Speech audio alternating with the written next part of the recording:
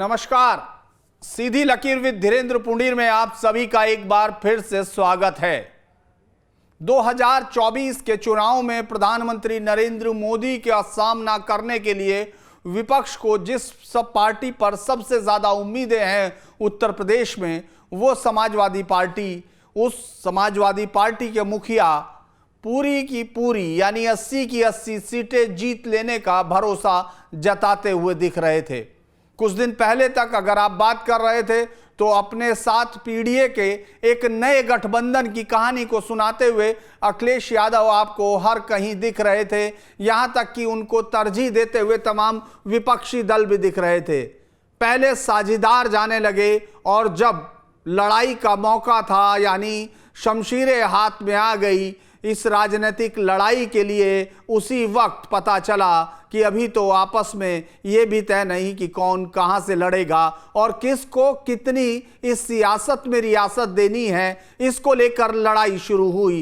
रामपुर, जिसमें आजम खां ने कहा कि कोई नवाब नहीं, जनता ने मुझे नवाब चुना है, और मिक्की मियां या जुल्फिकार मियां जो 67 से लगातार जीतते रहे, कहा जाता था कि रामपुर में उनके खिलाफ एक शब्द बोलना भी अपने लिए आफत लाना होता था। उसी सीट से जिससे 1952 में पहले शिक्षा मंत्री अबुल कलाम आजाद जीते, उसी सीट से फिर 2019 में जीतने वाले आजम खान आज अपनी ही पार्टी के खिलाफ खड़े हैं। समाजवादी पार्टी का जो माई समीकरण है, जिसके सहारे मुलायम सिंह यादव ने अपने राजनीतिक जीवन का उत्तरार्ध न केवल जिया बल्कि उसके शिखर को छुआ, उस माई समीकरण को यहां बिखरते हुए देख रहे हैं। कम से कम राजनीतिक प्रेक्षकों का तो इस वक्त यही कहना है कि इस वक्त सबसे बड़ी ताकत समाजवादी पार्टी यानी माई समीकरण टूट रहा है। उनके सहयोगी पहले जा चुके हैं और ये टूटा भी तो इस तरह कि आजम खान, जो कभी इतने कद्दावर नेता हुआ करते थे कि उनका कहा गया रामपुर में कानून होता था और मुलायम सरकार में उनका कहा गया एक पत्थर की लकीर मान लिया जाता था, उन्हीं आजम खान ने अखिलेश के खिलाफ कलेश कर इस पूरी लड़ाई में, जब अखिलेश अपने लिए कुछ सीटें उत्तर प्रदेश में ढूंढ रहे हैं, तब परेशानियां खड़ी कर दी और सीधी चुनौती दी अखिलेश यादव को, यह कहते हुए कि रामपुर में वो खुद चुनाव लड़ें। यानी एक सीधी चुनौती नेता को यह कहते हुए कि आपको मेरी सीट से चुनाव लड़के जीत के दिखाना होगा, यह एक चुनौती थी। इससे निकलने की जरूर कोशिश करते दिख रहे थे अखिलेश, लेकिन यह बात अब इतनी बिगड़ चुकी है कि आप भले ही अब इस पर रंग कर लें, मरहम कर लगा लें या पट्टी कर लें, लेकिन ये उधड़न तो दिख रही है आज इसी पर, इस पूरी राजनीति पर कि अखिलेश जिन अपनी जातीय सीटों के अलावा, जहां उनकी जाति का प्रभुत्व है या संख्या में ज्यादा है, उनमें से अगर वो मुस्लिम समीकरण को कहीं जोड़ रहे थे तो उसमें सबसे बड़ी ताकत उनकी आजम खान का साथ होना था। सहारनपुर से शुरू कर इस फर्स्ट फेज की लड़ाई में आप पीलीभीत तक जाते हैं तो आप गौर करते हैं कि इन तमाम सीटों पर मुस्लिम 30, 35, 40, 45 और 50% से ऊपर है, जो कि रामपुर सीट किया है। लेकिन वहां अगर आजम आपके साथ नहीं है तो क्या अखिलेश इनमें से किसी भी सीट पर अपने लिए मुसलमानों की एकमुश्त वोट की उम्मीद कर सकते हैं? क्या अखिलेश का यह खेल पहले ही खत्म हो गया? शुरू होने से पहले वो बिसात पर बैठकर मोहरे सजाते, उससे पहले ही उनके वजीर ने बिसात से अलहदगी कर ली। चलिए, इसी पर बातचीत करने के लिए आज मेरे साथ हैं वरिष्ठ पत्रकार वीरेंद्र भट्ट जी, साथ में मेरे सहयोगी अभिषेक हैं, जिनको आप अक्सर पश्चिमी उत्तर प्रदेश की राजनीति पर गहराई से विचार करते देखते होंगे। मेरे साथ जुड़ गए हैं अभय जी, जिनको आंकड़ों के विशेषज्ञ के तौर पर और राजनीति में आंकड़े किस तरह से चमत्कार करते हैं, उन सब पर बात करते हुए देखते हैं। मैं शुरुआत करता हूं इस पूरी घटना पर। अभी चूंकि पहले अपडेट ले लेते हैं, फिर आगे मैं वीरेंद्र जी के पास जाऊंगा। पहले शुरू करता हूं अभिषेक, मोहिबुल्ला नदवी या फिर आसिम रजा, कौन हो गया है? अभी तक तो दोनों के नाम हैं, और रुचिवीरा और एसटी हसन, क्या है ये मसला? ये दोनों तो नाम है ही धीरेन्द्र जी, लेकिन मेरठ में भी इस समय पेच फंसा हुआ है और ये माना जा रहा है कि जो टिकट इन्होंने यहाँ पर मेरठ में दिया है वकील साहब को, उनका भी टिकट कटने जा रहा है और योगेश वर्मा का नाम बहुत तेजी से आ रहा है और ये समाजवादी पार्टी के मेरठ के सारे नेता वहाँ जमे हुए हैं और रुचिवीरा ने नामांकन पत्र खरीद लिया है, एसटी हसन ने दाखिल कर दिया है, इसी तरीके से नामांकन पत्र लिया है। कल कह रहे थे रामपुर में कि हम चुनाव नहीं लड़ेंगे, पूरी सपा बहिष्कार करेगी, लेकिन जब अखिलेश ने नाम घोषित किया असीम रजा ने ले लिया। असीम रजा पहले भी चुनाव हार चुके हैं, वैसे आजम खां के बहुत बेहद करीबी हैं, बहुत विश्वास पात्र हैं, लेकिन कुल मिलाकर समाजवादी पार्टी में जिस समय हो रहा है वो ठीक 2012 का किस्सा याद कीजिए। मुझे अच्छी तरह याद है, मैं कवर कर रहा था अखिलेश यादव को उस समय, जब वो रथ लेकर पश्चिमी उत्तर प्रदेश में घूम रहे थे, लखनऊ से जब चले थे, और तब शिवपाल यादव और आजम खां ने डीपी यादव को संभल से टिकट देने की घोषणा कर दी थी आजम खां ने, लेकिन अखिलेश यादव ने वो टिकट कटवाया इन टाइम पर और डीपी यादव को वो टिकट नहीं लेने दिया। तब भी आजम खां से नाराज हो गए थे। शिवपाल यादव की तनातनी वहीं से उसी एपिसोड से बढ़ी थी और मुलायम सिंह यादव ने कोई वीटो उसमें नहीं लिया था और बेटे ने जो फाइनल कर दिया था वो हो गया।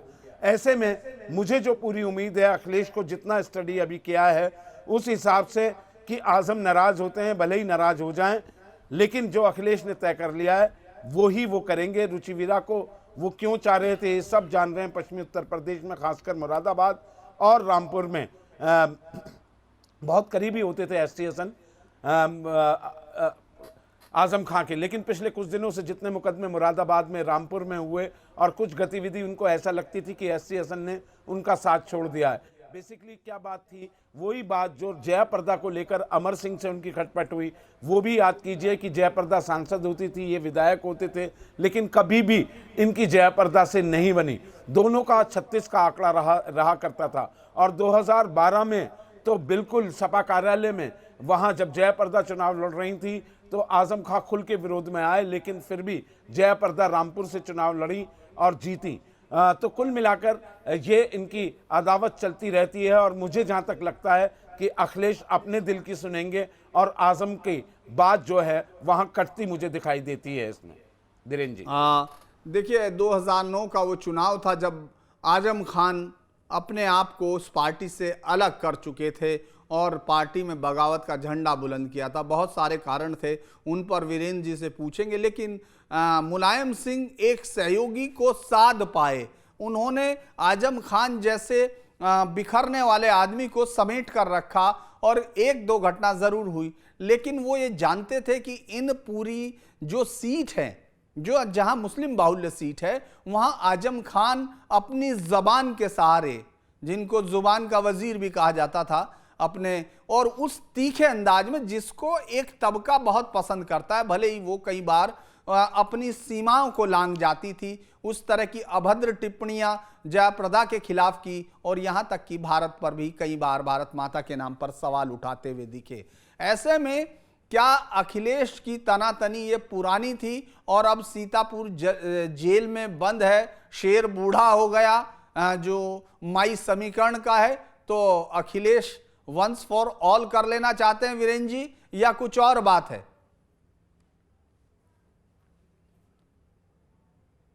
देखिए, मुझे लगता है कि अखिलेश यादव ने रामपुर और मुरादाबाद के सीटों के बारे में जो आजम खान से सीतापुर जेल में जाकर मुलाकात की है, उसमें बहुत देर कर दी। उनको ये काम बहुत पहले करना चाहिए था और जो कुछ घटनाक्रम आज हुआ है उससे देख के साफ लग रहा है कि आजम खान के मन में ये सब लेके बहुत पहले से उनके मन में बहुत सी बातें पक रही थी जो अब सामने आई है।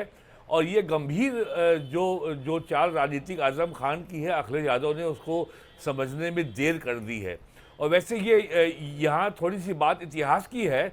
2009 के लोकसभा चुनाव के पहले अमर सिंह के कहने पर उस समय मुलायम सिंह यादव ने साथ लिया था कल्याण सिंह का।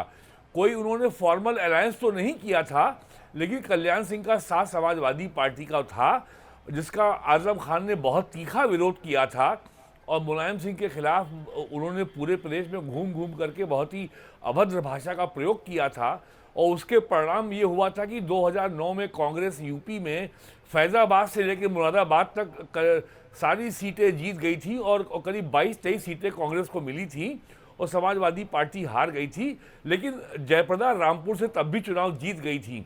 और उसके बाद अक्टूबर 2009 में फिरोजाबाद लोकसभा सीट पर उपचुनाव हुआ था। क्योंकि अखिलेश यादव दो सीट से लड़े थे, कन्नौज और फिरोजाबाद से, दोनों से वो जीत गए थे। और अक्टूबर 2009 के उपचुनाव में समाजवादी पार्टी को हार का सामना करना पड़ा था और राज बब्बर जीत गए थे। आप आज ये देखिए कि 2009 में आजम खान तो जेल से बाहर थे, तब उन्होंने समाजवादी पार्टी को बहुत गहरा नुकसान पहुंचाया था। आज वो जेल में हैं तो भी वो समाजवादी पार्टी को नुकसान पहुंचाने में कोई कोर कसर नहीं छोड़ रहे हैं। और समाजवादी पार्टी को जो नुकसान होना था वो तो अब हो गया। राजनीति जो है में परसेप्शन बहुत मायने रखता है। और मुरादाबाद में लोग ये पूछेंगे कि भाई एसटी हसन का क्या गुनाह था। वो बहुत ही स्वच्छ छवि के नेता हैं, मुरादाबाद के मेयर रह चुके हैं, 5 साल सांसद रहे हैं और पार्टी के बहुत ही एक अनुशासन प्रिय सांसद और नेता रहे हैं। तो समाजवादी पार्टी को ये बताने में मुश्किल होगी कि भाई इनका टिकट काटा किस लिए गया। तो आजम खान की आज समाजवादी वो मुलायम सिंह के साथ 1980 से हैं। जनता दल और पहले लोक दल, फिर जनता दल, फिर समाजवादी पार्टी भी बनी थी अक्टूबर 91 में। तो वो लगातार, जी हाँ, तो हाँ 77 में। तो आजम खान की लगातार कोशिश ये रही है, समाजवादी पार्टी का मुसलमान चेहरा केवल वो होंगे। उन्होंने कभी किसी दूसरे चेहरे को आगे नहीं आने दिया।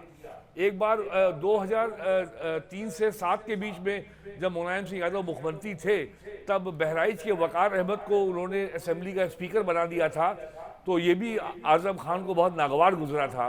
अहमद हसन साहब थे अंबेडकर नगर के, वो स्वास्थ्य मंत्री भी रहे और विधान परिषद में पार्टी के नेता भी रहे, लीडर अपोजिशन भी रहे। तो अहमद हसन लगातार उनके निशाने पर रहते थे। तो आजम खान ने कभी भी समाजवादी पार्टी के अंदर किसी मुस्लिम नेता को उभरने नहीं दिया।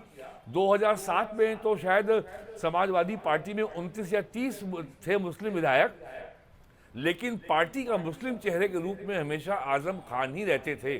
तो अब ये जो जिस तरह से ये घटनाक्रम हुआ है, इसका समाजवादी पार्टी को निश्चित तौर पर नुकसान होगा, मुरादाबाद में नुकसान होगा। और कल जो उन्होंने जेल से पत्र जारी किया था कि जिस तरीके की समाजवादी पार्टी की प्रायोरिटी तो कन्नौज है, मैनपुरी है, आजमगढ़ है, बदायूं है, फिरोजाबाद है, रामपुर का नंबर तो बहुत बाद में आता है, इसलिए मैं तो रामपुर चुनाव का बहिष्कार करता हूं। लेकिन मैं अखिलेश यादव के ऊपर के विवेक पर यह फैसला छोड़ता हूं। और उन्होंने जो है 2022 में जो लोकसभा का उपचुनाव हुआ, जो सीट आजम खान के इस्तीफे से खाली हुई थी, आपको याद होगा मार्च 2022 में आजम खान यूपी असेंबली के चुनाव में रामपुर सीट से निर्वाचित हो गए थे, तो उन्होंने पार्लियामेंट सीट छोड़ी थी। और बाद में जब उनका कन्विक्शन हो गया तो उनको असेंबली सीट से भी वो डिस्क्वालीफाई हो गए। और दोनों और असेंबली और लोकसभा दोनों के उपचुनाव जो हुए थे 2022 में, 2022 जून के लोकसभा उपचुनाव में घनश्याम लोधी इलेक्ट हुए थे बीजेपी के, और बाद में विधानसभा के उपचुनाव में आकाश सक्सेना हुए थे। तो दोनों ही चुनाव में आजम खान ने ये आरोप लगाया था कि बड़े पैमाने पर गड़बड़ी हुई है, कार्यकर्ताओं का उत्पीड़न हुआ है, लोगों को वोट नहीं डालने दिया गया है। वही सारी बातें उन्होंने कल अपने पत्र में दोहराई हैं। और एक तरीके से उन्होंने अखिलेश यादव के ऊपर ज़बरदस्त दबाव कायम कल ही कर दिया था। उसी से कल ये लग गया था कि आजम खान कोई बहुत जो है बड़ा फैसला करने वाले हैं। और देखिए आज वो सामने आ गया, एसटी हसन का टिकट काट दिया गया और रुचि वीरा को टिकट दे दिया गया। और समाजवादी पार्टी का मुरादाबाद से, संभल से कोई गैर मुसलमान कैंडिडेट हो सकता है, ऐसा कभी हुआ नहीं है। और एसटी हसन तो वहाँ के मेयर रहे हैं, वो सिर्फ वो मुसलमान नेता की उनकी छवि नहीं है, उनको और वर्गों के वोट भी मिलते हैं। और आज जैसा आपने देखा होगा, ये बयान आया है एसटी हसन का कि आज़म खान और अखिलेश यादव उनके नेता हैं, जो उन्होंने किया होगा तो सोच समझ के ठीक ही किया होगा, ये उनका फैसला है। और मुझे लगता है कि एसटी हसन भी आसानी से हार मानने वाले नेताओं में नहीं हैं। हालांकि वो बहुत संजीदा आदमी हैं, वो ऐसी बात कुछ करेंगे नहीं, लेकिन वो समाजवादी पार्टी से बाहर अब रास्ता को अपने लिए अवश्य खोजेंगे, क्योंकि he has a very clean record. तो वो कुछ और अन्य विकल्पों पर वो विचार कर सकते हैं। हालांकि अब तो समय निकल गया लोकसभा चुनाव लड़ने का, लेकिन वो चुप बैठने वाले लोगों में नहीं है। जिस तरह से कहा जाता है आजम खान की राजनीति को, ये भी कहा जाता है वो दबाव की राजनीति करते हैं।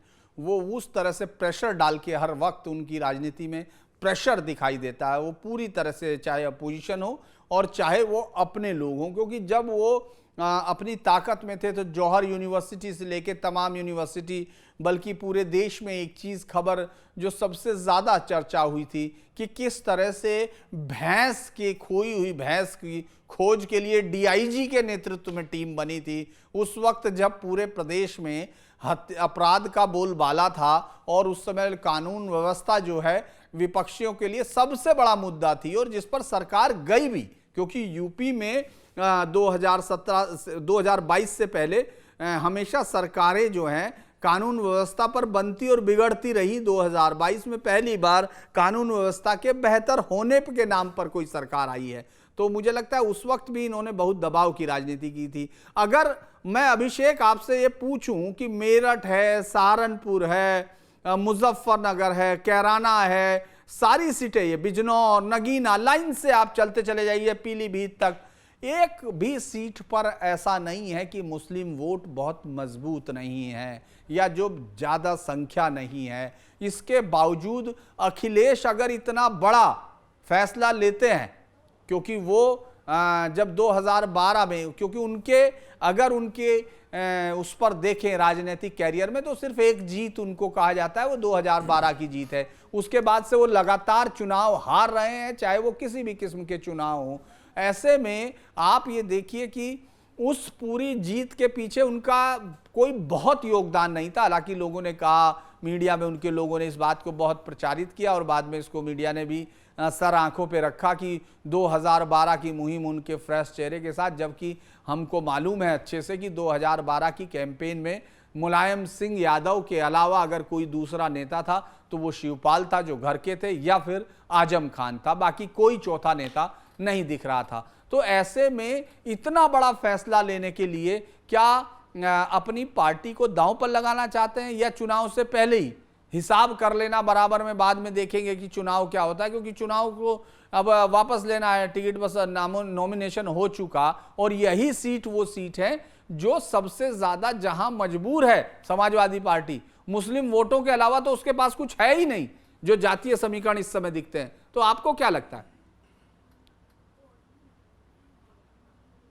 देखिए धीरेन्द्र जी, आप बिल्कुल सही कह रहे हैं, और मुझे ये लगता है कि चाहे जितना भी नुकसान हो जाए, अब अखिलेश ये सोच गए हैं कि अब वो दबाव की जो प्रेशर टैक्टिक्स है जो उनकी पार्टी में हमेशा से हुई, वो प्रेशर वो लेने वाले नहीं हैं। मैं इसका एक उदाहरण आपको दूंगा। जब आजम खां पर मुकदमे दर्ज हो रहे थे, वो प्रेशर उन्होंने तब भी रिलीज़ किया था। मैं रामपुर में ही था और हमसफ़र रिसोर्ट में आजम खां के बेटे अब्दुल्ला आजम ने पूरी समाजवादी पार्टी को बुलाया था। उसमें अखिलेश को आना था। उसमें समाजवादी पार्टी को ये डिसाइड करना था कि आजम खां के खिलाफ, जो आकाश सक्सेना इस समय विधायक हैं, जब ये मुकदमे दर्ज हो रहे थे उसके पूरे बैक में आकाश सक्सेना थे, शिकायत करने वाले आकाश सक्सेना थे। और जब एक के बाद एक मुकदमे दर्ज शुरू होने हुए, आन्य कुमार जो डीएम थे उस समय और जिस समय मुरादाबाद के कमिश्नर हैं, उनको लेकर भी कमेंट किया आजम खान ने जेल से।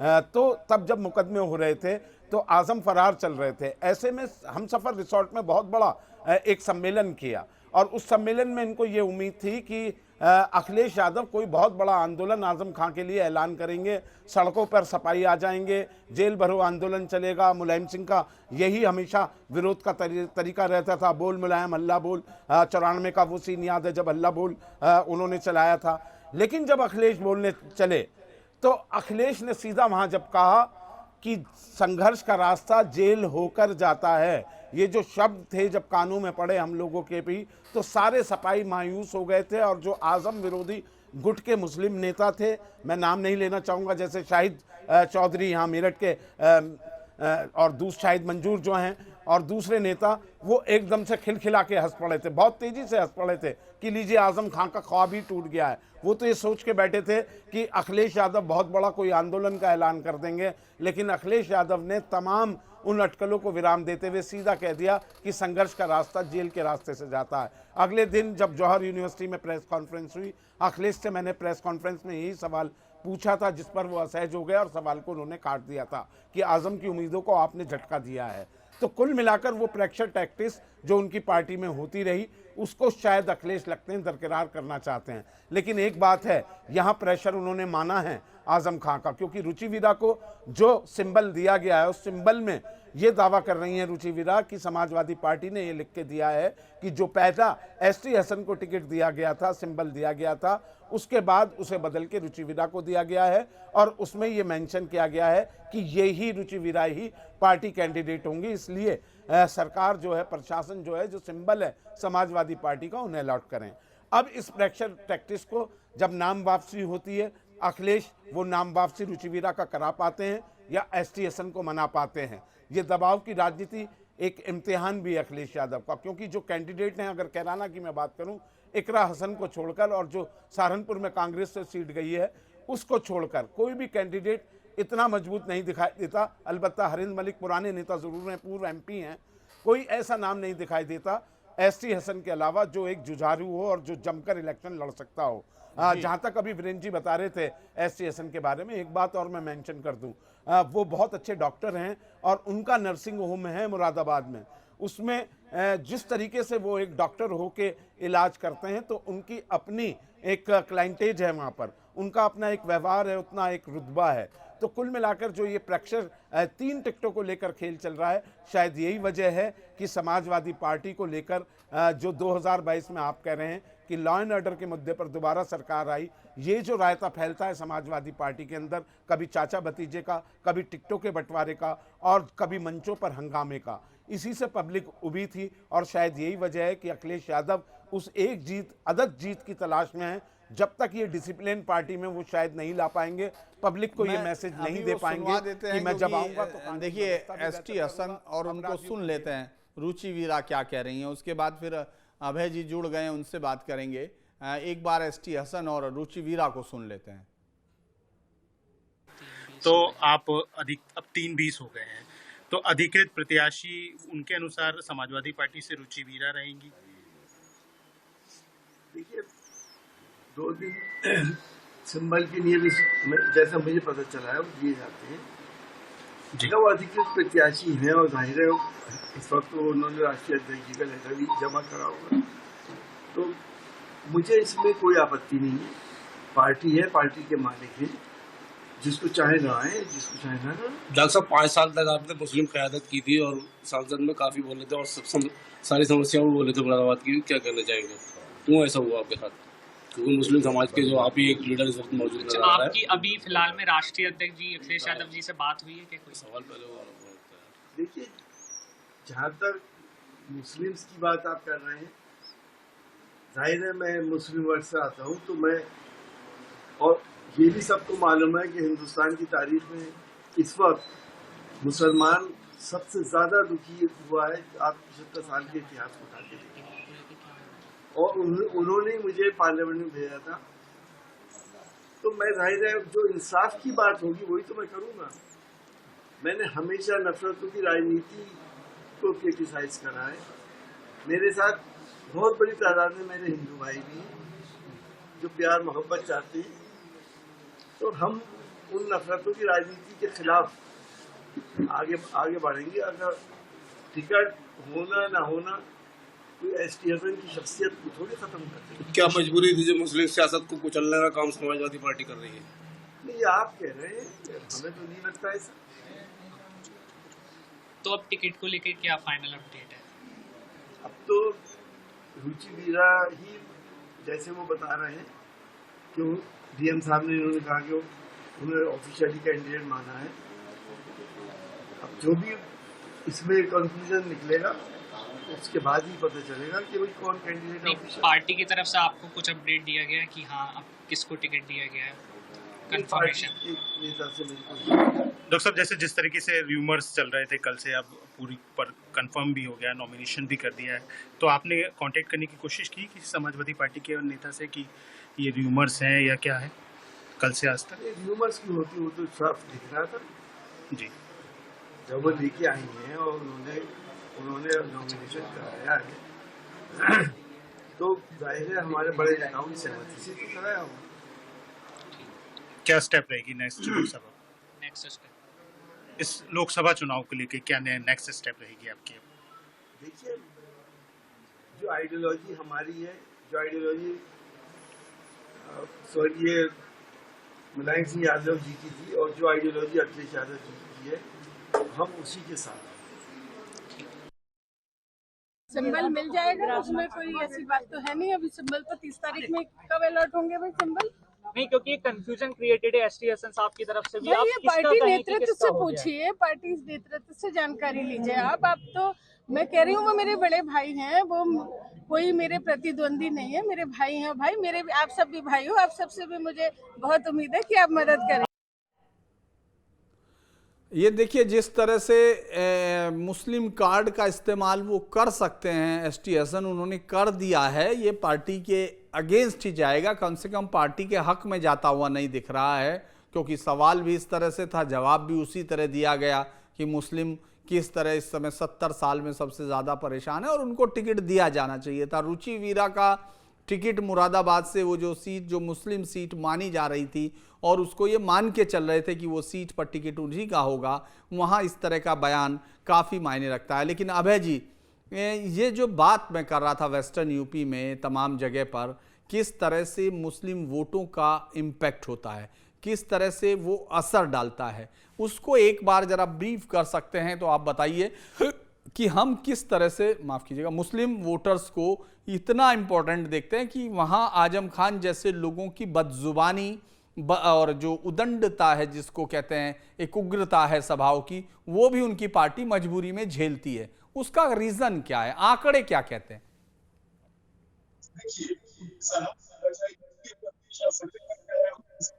इसी में देर से जुड़ा और थोड़ा शायद कुछ कम्युनिकेशन में दिक्कत हो तो उसके लिए आपसे और मेरे दर्शकों से बात की।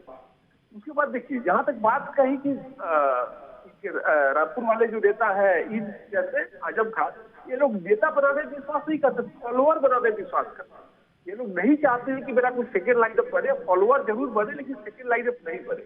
मैं आपको एक बात बताऊं कि 1977 में जब प्रकाश राय जी लोग नेता बनाया था तो वो नेताओं ने पूरे देश पर आज किया, अच्छा काम किया, समाज के लिए कुछ काम किया, लेकिन इन लोगों का है कि नहीं भैया मुझे फॉलोअर चाहिए, नेता तो कतई नहीं चाहिए। इस कारण से वहां पर देखिएगा कि इनके बाद सेकेंड जनरेशन का कोई लीडर या तो परिवार का आएगा लेकिन समाज का नहीं आ पाता है या देखने को नहीं मिल रहा है। अब अगर हम बात करें मुस्लिम वोटर का, तो मुस्लिम वोट बहुत ही इंपॉर्टेंट है और लेकिन उसका थोड़ा जो अलग है, उसका जो कैरेक्टरिस्टिक है थोड़ा अलग है। कैसे अलग है? जैसे अभी आपके यहाँ आजमगढ़ भी चुनाव हुआ, बाइपोल हुआ, वहां पर क्या हुआ कि समाजवादी पार्टी और बीजेपी का कैंडिडेट में चुनाव हुआ, बीजेपी का कैंडिडेट जीता, लेकिन बसपा के कैंडिडेट ने इतना वोट काट लिया कि बीजेपी का कैंडिडेट जीता। अगर वह बसपा का मुस्लिम कैंडिडेट नहीं होता तो रिजल्ट क्या होता, हम सब जी कैंडिडेट हम लोग समझ सकते हैं कि क्या होता। इस तरह अगर अभी हम देखें कि मालदा उत्तर की सीट है वेस्ट बंगाल में, कंप्लीटली मुस्लिम डोमिनेटेड सीट है, लेकिन वहां पर बीजेपी का सांसद है। क्यों बीजेपी का सांसद है? क्योंकि वहां पर ट्रेवलर फाइट हुआ था टीएमसी, कांग्रेस और बीजेपी में, और बीजेपी का कैंडिडेट 8000 वोट से चुनाव जीत गया। मालदा साउथ की सीट है, बीजेपी 8000 वोट से हारी थी। क्यों 8000 वोट से हारी थी? इसलिए 8000 से वोट से हारी थी क्योंकि वहां पर कांग्रेस और बीजेपी की लड़ाई हुई थी, लेकिन टीएमसी का जो मुस्लिम कैंडिडेट था उसने इतना वोट काट लिया कि बीजेपी महज 8000 वोट से चुनाव हारी। आखिरकार क्यों ऐसा होता है? इसलिए ऐसा होता है कि मुस्लिम बाहुल सीटों पर मुस्लिम बाहुल सीटों पर मुस्लिम वोट के लिए मल्टीपल कैंडिडेट्स आ जाते हैं, और जब मुस्लिम के मल्टीपल कैंडिडेट्स आ जाते हैं तो वहां पर नॉन मुस्लिम वोटर ज्यादा महत्वपूर्ण हो जाते हैं और डिसाइडिव हो जाते हैं। तो इन सब परिस्थितियों में अगर हम बात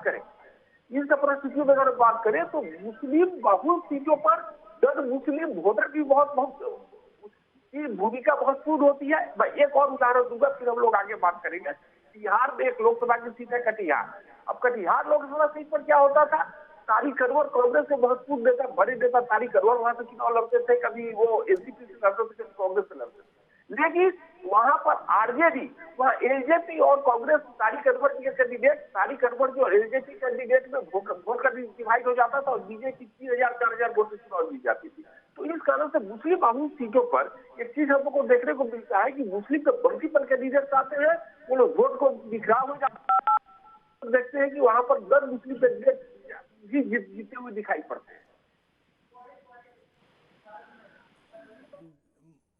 मुझे लगता है कि ये फ्रेम चला गया, लेकिन मैं वीरेंद्र जी के पास आऊंगा। वीरेंद्र जी, दरअसल ये मुलायम सिंह जब राजनीति कर रहे थे तो उस वक्त उनके अंदर जो मुस्लिम वोटों के लिए जिस तरह की उनके पास एक ताकतवर पोजीशन हो गई थी, यहाँ तक कि मुझे एक किस्सा याद है जो 90 के दशक में जब चुनाव मुजफ्फरनगर में हो रहा था, जनता दल अपने पराभव पर था, अपने वैभव से खत्म करके पराभव पर था, तो वहाँ जनता दल ने कैंडिडेट खड़ा किया मुस्लिम, और दूसरे उस कैंडिडेट का विरोध करने, और मुलायम सिंह तब तक पार्टी बना चुके थे, मुलायम सिंह के कैंडिडेट का विरोध करने शाही इमाम, ये जो अभी मौजूदा शाही इमाम है, इनके पिता इमाम बुखारी वहाँ पहुँचे थे उसका विरोध करने मुलायम सिंह का। तो उनके साथ न केवल बदसलूकी हुई बल्कि उनको वहाँ से भगा दिया गया था।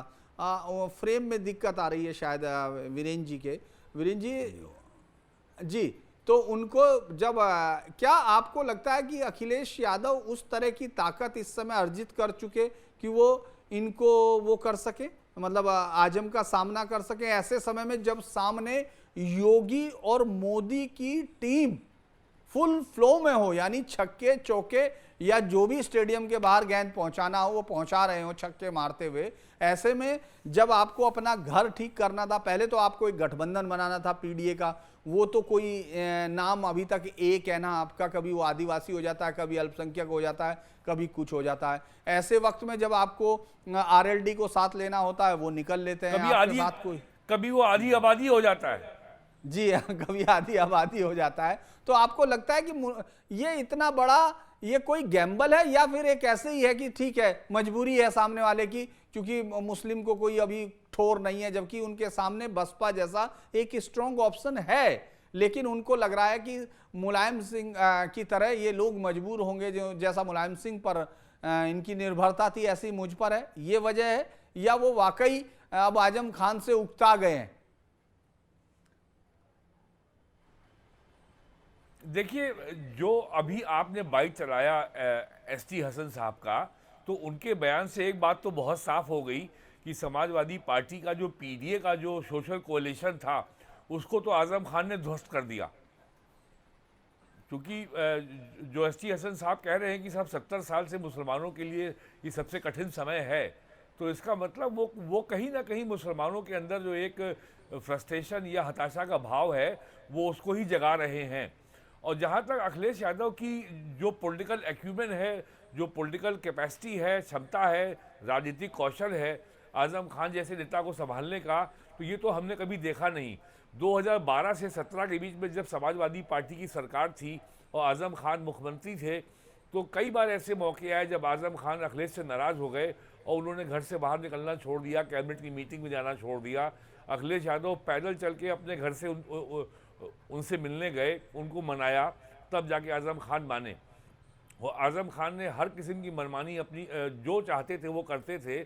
आज जिन मुकदमों में वो अंदर हैं, जो बंद हैं, सरकारी ज़मीन पे कब्जा करना, पीडब्ल्यूडी के पैसे से जौहर यूनिवर्सिटी की सड़क बनवाना, पीडब्ल्यूडी के पैसे से अपना प्राइवेट स्कूल बनवाना और ग्राम समाज की ज़मीन पे कब्जा करना, गरीब लोगों के घर उजाड़ना, और उसमें ज़्यादातर मुसलमान ही थे, एक दरगाह को तोड़ देना, ये सारे काम जो उन्होंने मनमाने तरीके से किए थे। और वहाँ पे वाल्मीकियों की मालिन बस्ती को उसको भी तोड़ने का प्रयास किया गया। जौहर यूनिवर्सिटी में कितनी ज़मीन कब्जाई गई जो बाद में कोर्ट के आदेश से वो सब डिस्ट्रिक्ट एडमिनिस्ट्रेशन ने खाली कराई, ये सब आपको मालूम ही है। तो आजम खान जो है हमेशा जो उनका मुस्लिम विक्टिम कार्ड है वो हमेशा उनका तैयार रहता है। और वो हमेशा दो लोगों को कोट करते हैं कि मौलाना आज़ाद ने कहा था मुसलमानों रुक जाओ, और औरंगज़ेब की तारीख में बोलते हैं कि साहब वो तो बहुत ही ज़हीन इंसान थे और अपने खर्चे के लिए वो टोपी सिलते थे। ये बात आज़म खान कहानी सबको सुनाते थे, पूरे जीवन काल उन्होंने कहानियाँ सुनाई हैं। लेकिन आज़म खान के बारे में सबसे प्रामाणिक बात करने वाले हैं आरिफ मोहम्मद खान साहब, जो आजकल केरल के गवर्नर हैं। 70 के दशक में आरिफ मोहम्मद खान साहब जो है अलीगढ़ मुस्लिम यूनिवर्सिटी छात्र संघ के अध्यक्ष थे और आज़म खान महामंत्री थे। तो आज़म खान की जो हरकतें थी, जो उनके तौर तरीके थे, जो उनका बिहेवियर था, जो उनके गैर जिम्मेदारा बयानबाजी होती थी, वो सारी बातें आज़म खान के बारे में बताते थे। और जब मैंने एक मैगज़ीन में जब मैं था तो मैंने वो कहानी विस्तार से लिखी भी थी। उससे आज़म खान बहुत नाराज़ हुए थे और मेरी रिपोर्ट से बड़ा उनका खंडन आया था। तो आज़म खान जो है बहुत ही स्ट्रॉन्ग ओवैसी के तरीके से एक मुस्लिम आइडेंटिटी पॉलिटिक्स करने के आदी हैं, मनमानी करने के आदी हैं। और उन्होंने समाजवादी पार्टी में रहते हुए मुलायम सिंह यादव हों या अखिलेश यादव हों, उनको ये मजबूर किया है उसमें से कोई वो किस्सा अगर आप बता पाएं वीरेन जी, अगर आप उस किस्से को बता पाएं जो आपने लिखा था, जिसको लेकर नाराजगी उनके बहुत सारे किस्से हैं। अलीगढ़ मुस्लिम यूनिवर्सिटी छात्र संघ का फंक्शन था, कैनेडी हॉल में मीटिंग हो रही थी और आज़म खान वहीं पे खड़े होकर के अपनी शेरवानी बदलने लगे। तो आरिफ साहब ने उनको जो है हॉल के बाहर जाने का आदेश दिया, कहा ये आपका गुसल खाना नहीं है, ये जो है मीटिंग हॉल है, आप यहाँ पे इस तरीके से कपड़े नहीं बदल सकते। और एक कहानी और है, जब 1977 में एमरजेंसी से के बाद वो जेल से छूटे आज़म खान और वो AMU गए, तो उनका लगभग सारे छात्र उनके सम्मान में उमड़ पड़े और उनका बड़ा ज़ोरदार स्वागत हुआ। और उस समय वहाँ पे VC थे प्रोफेसर AM खुसरो, जो बहुत ख्याति प्राप्त इकोनॉमिस्ट थे। तो आज़म खान को जब वहाँ भाषण देने का मौका आया तो उन्होंने AM खुसरो को बहुत ज़्यादा अपमानित किया, उनको बहुत खरी खोटी सुनाई। तो प्रोफेसर AM खुसरो का जो अपमान आज़म खान ने किया, उसको वहाँ के छात्रों ने बिल्कुल भी पसंद नहीं किया और उनकी हूटिंग हो गई, उनको भाषण अपना बीच में बंद करना पड़ा। उसके बाद आज़म खान जब वहाँ से चले हैं तब उनको एक भी व्यक्ति जो है उनको छोड़ने नहीं आया था। और ये वही प्रोफेसर AM खुसरो हैं जिनको रामनाथ गोयनका दिल्ली ले गए थे और उन्होंने फाइनेंशियल एक्सप्रेस अखबार शुरू किया था 1980 में, जो आज भी चल रहा है। उसके संस्थापक प्रोफेसर AM खुसरो ही थे। तो प्रोफेसर AM खुसरो का भी इन्होंने बहुत अपमान किया और आज़म खान के जीवन में पब्लिक लाइफ में जो भी इनके करीब आया है, इन्होंने किसी को बख्शा नहीं, सबको अपमानित किया है। यहाँ तक कि इनके छात्र संघ के चुनाव में जिसने इनको प्रपोज किया था, मैं उनका नाम क्या लूँ, काफ़ी बुजुर्ग हैं वो, उनको भी इन्होंने अपमानित किया। और एक साहब तो मुझे बता रहे थे कि साहब बताइए कि हाँ, हमको इन्होंने बुलाया और हम इनके यहाँ गए और बाद में आज़म खान ये शिकायत कर रहे थे कि साहब ये आए थे और मेरी सारी बिरयानी खा गए।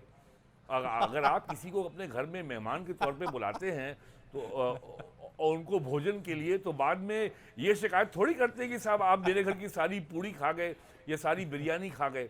तो आज़म खान साहब के ऐसे किस्से बहुत सारे हैं। यहाँ तक कि सचिवालय में जब वो मिनिस्टर थे तो कोई व्यक्ति उनका प्राइवेट सेक्रेटरी के रूप में काम करने को तैयार नहीं था और वो ऐसी भाषा बोलते थे अपने प्राइवेट सेक्रेटरी से, अपने PA से कि मैं जिसको यहाँ दोहरा नहीं सकता। तो उनके बहुत सारे किस्से हैं, जो उनकी बदज़बानी के जो किस्से हैं, इसकी बहुत लंबी श्रृंखला है। और बदज़बानी में ना उन्होंने शिवपाल यादव को छोड़ा है, ना अखिलेश यादव को बख्शा है, ना मुलायम सिंह यादव को बख्शा है। हालांकि जब मुलायम सिंह यादव की एक बार जब उनका जन्मदिन था तब उन्होंने रामपुर में उन्होंने मुलायम सिंह को इन्वाइट किया था और एक बग्घी मंगाई थी जिसमें उन्होंने रामपुर में यात्रा निकाली थी। तो जब उनसे पूछा गया कि ये बग्घी कहाँ से आई है तो आज़म खान ने कहा कि दाऊद इब्राहिम ने भेजी है, जो कि माफिया डॉन बॉम्बे का भाग के बैठा हुआ है पाकिस्तान में, शायद उसकी मौत हो चुकी, कंफर्म नहीं है। तो आज़म खान इस तरह की, उन्होंने एक बार मांग कर डाली कि साहब जो है ताजमहल को गिरा दिया जाए, इस तरह की मांग भी वो कर चुके हैं। और एक बार उन्होंने काशी नरेश के बारे में बहुत ही विवादास्पद बयान दिया था जब 2004 में वो मिनिस्टर थे। जौहर यूनिवर्सिटी को लेकर के TV राजेश्वर के खिलाफ उन्होंने बहुत ही आपत्तिजनक भाषा का प्रयोग किया था। बाद में मुलायम सिंह यादव उनको लेके राजभवन गए और माफ़ी मांगी, आज़म खान ने माफ़ी मांगी। आपको याद है TV राजेश्वर पहले डायरेक्टर इंटेलिजेंस ब्यूरो थे और UP आने के पहले वो वेस्ट बंगाल के गवर्नर थे। तो और जौहर यूनिवर्सिटी का बिल असेंबली में 3 बार पेश हुआ और पहली बार जब पेश हुआ था तब उसको जो है स्टेट गवर्नमेंट ने उसमें 100 करोड़ रुपए फाइनेंशियल हेल्प देने का भी कमिटमेंट किया था, जो पास नहीं हुआ। और बाद में जब कुरैशी साहब यहाँ के गवर्नर बन के आए थे, इंटरिम गवर्नर, जो कि मध्य प्रदेश के थे, जिनका भी हाल में देहांत हो गया, तब उन्होंने उनके इस बिल को उन्होंने अपनी एसेंट दी और उसको माइनॉरिटी करेक्टर भी दिया। तो आज़म खान का जीवन लगातार जो है इसी तरह के युद्ध में बीता है। आपको याद होगा जब 90 में कार सेवा चल रही थी अयोध्या में, उस समय भी आज़म खान के अयोध्या मूवमेंट को लेकर के, भारत माता को लेकर के बहुत ज़्यादा कंट्रोवर्शियल बयान आए थे। तो तो उनकी राजनीति ही हमेशा कन्फ्रंटेशन की है और आइडेंटिटी कार्ड और अपने विक्टिम कार्ड को प्ले करने की है। और उन्होंने आखिरी मौके पर भी जो है अखिलेश यादव के साथ ये दांव चल दिया मुरादाबाद वाला, और शायद अखिलेश यादव उसको समझ नहीं पाए। और अगर अखिलेश यादव कामयाब हो ही गए, ये तो दिख ही रहा है। और मुझे लगता है मोहिबुल को रख के अखिलेश इस हिसाब को बराबर करने की कोशिश करेंगे।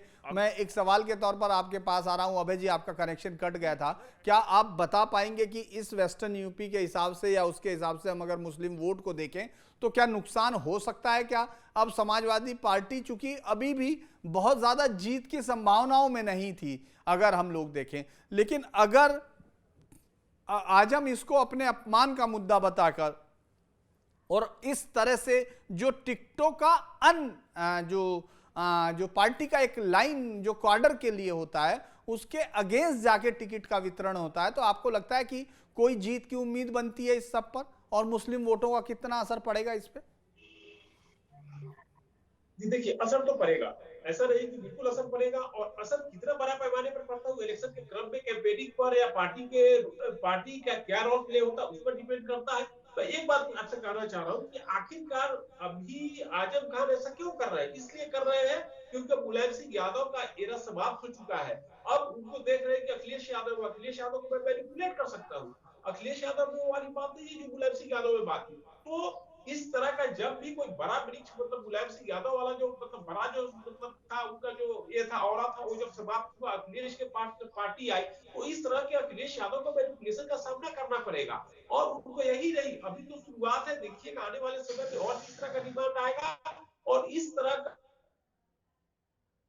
बहुत ज्यादा असर पड़ेगा। और इसका फायदा बीजेपी या ऑपोजिशन पार्टी कैसे लेता है, जिस तरह से करता है ऑपोजिशन पार्टी पर डिपेंड करता है। लेकिन समाजवादी पार्टी को अपना मुस्लिम वोट बैंक बचाए रखना बहुत ही मुश्किल होने जा रहा है। हम देखेंगे। और एक बात, दो बातें में जो जी ने जो बात कही, एक बार उन्होंने कहा था राहुल गांधी जो शायद राजीव गांधी के पुत्र है, राहुल गांधी जो शायद राजीव गांधी के पुत्र, उन्होंने एकदम पब्लिकली बोला था, पूरे कैमरे पर बोला था। उसके बाद अभी जो एक चर्चा कर रहे थे भट्ट साहब, उन्होंने जो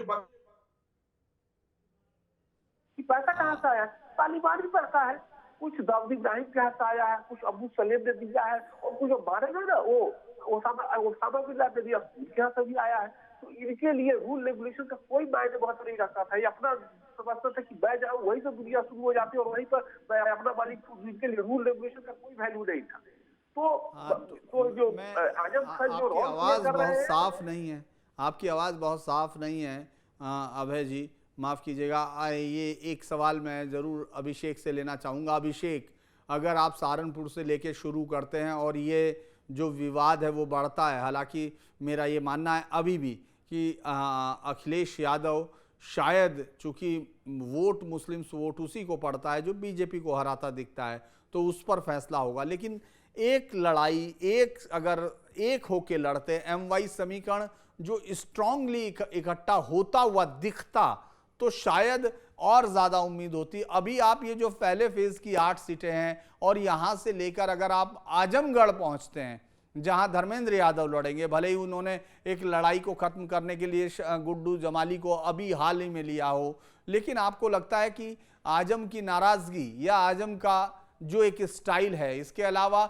AIIMM का जो आ रहे हैं अपने ओवैसी साहब, जिनके फायर ब्रांड बयान उनके एक युवा मुस्लिम्स को बहुत पसंद भी आते हैं और वो इसमें मुकाबला करते हुए या उससे आगे बढ़ते दिखते हैं आजम से, आपको लगता है कि समाजवादी पार्टी यहां से कम पहले फेज में बिना लड़े ही मैदान से अपने आप को घायल करके बाहर निकलती हुई दिख रही है?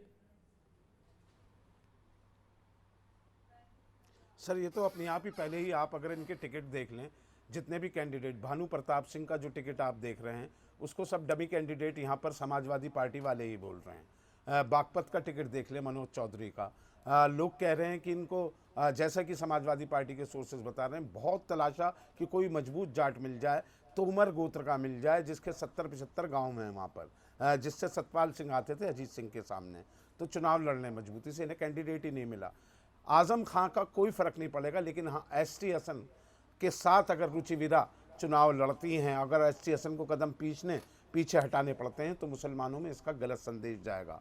वैसे भी मुसलमानों में मैं जितनी भी अभी तक चौपालें करी हैं मैंने मुस्लिम मतदाताओं के साथ पूरे पश्चिमी उत्तर प्रदेश में, सबका रुख समाजवादी पार्टी से हट के कांग्रेस की तरफ शिफ्ट हो रहा था। ये कई मुस्लिम लोगों ने कहा कि हम अखिलेश को आजमा के देख चुके हैं। मेरठ के मेयर का चुनाव आप देख लीजिए, उसमें अतुल प्रधान की पत्नी को इन्होंने टिकट दिया, मुस्लिम कैंडिडेट को टिकट ना देने पर AIMIM के कैंडिडेट को सेकंड नंबर पर आया AIMIM का कैंडिडेट। इतनी मुस्लिमों ने एक तरफा पतंग यहाँ पर मेरठ में उड़ा दी है। और मुझे लगता है कि ST हसन का अगर यही विवाद जारी रहा तो मुरादाबाद, संभल में तो खैर चलिए बर्क साहब के बेटे वहाँ लड़ रहे हैं चुनाव, लेकिन आसपास के जितनी सीटें हैं उस पर हो सकता है कि अदर पार्टी की तरफ मुस्लिम रुख कर लें और ये देख लें कि शायद दलित और बसपा की तरफ रुख कर सकते हैं कि दलित और मुस्लिम मिलकर ही हम बदलाव ला सकते हैं। अखिलेश पे उम्मीद ना हो, क्योंकि जो टिकट बहुजन समाज पार्टी के बटे हैं उसके हिसाब से जातीय समीकरण अगर ये तीनों बैठ जाते हैं, क्योंकि मुस्लिम कैंडिडेट इस समय बहुत कम दिए हैं बहुजन समाज पार्टी ने, ऐसे में मुस्लिमों का रुख कभी भी चेंज हो सकता है और ये विवाद समाजवादी पार्टी के लिए थोड़ा खासा महंगा पड़ सकता है। हाँ, ये बात मैं दावे से कहता हूँ, आज़म की नाराज़गी, आज़म के जेल जाने से मुसलमान वोटों पर कोई फ़र्क नहीं पड़ेगा, क्योंकि मुस्लिमों में अगर हमारी बेल्ट में बात करें, मेरठ, आपका सहारनपुर और मुजफ्फरनगर, आज़म खां का इतना वो दबदबा नहीं है। रामपुर और मुरादाबाद में उनका दबदबा अगर मान भी लिया जाए तो रामपुर से बाहर ST हसन सपा को नुकसान पहुंचा सकते हैं अगर बागी हो गए, लेकिन रामपुर के आगे आज़म खां समाजवादी पार्टी को फ़ायदा नहीं पहुंचा सकते। चलिए हम लोग बात करते हैं कि मुहिबुल्ला नदवी हैं, जिसको ये चुनाव अब लग रहा है कि उम्मीदवार बनाएंगे। उनको अगर हम देखते हैं, इस्लामिक स्टडी से MA हैं, जामिया से हैं, इसके अलावा नदवी हैं तो आप मालूम ही होगा लखनऊ से पढ़े हैं, नदवा से।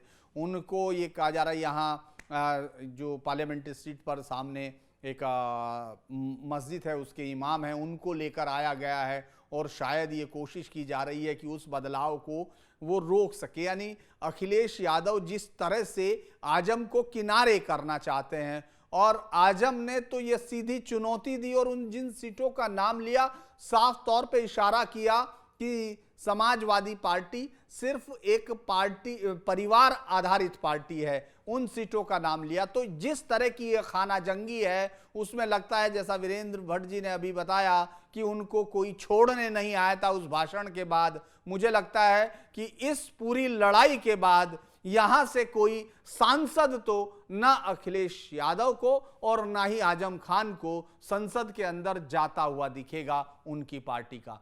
आज के लिए इतना ही। आप जुड़े इसके लिए आपका धन्यवाद। बाकी आप तमाम दर्शकों से आप उम्मीद है कि आप इसको लाइक करें, सब्सक्राइब करें और शेयर करें और अपने सवाल लिखकर भेजें ताकि हम अगले एपिसोड में उनको ले सकें। आज के लिए बस इतना ही। कल फिर किसी और मुद्दे पर। आज के लिए नमस्कार।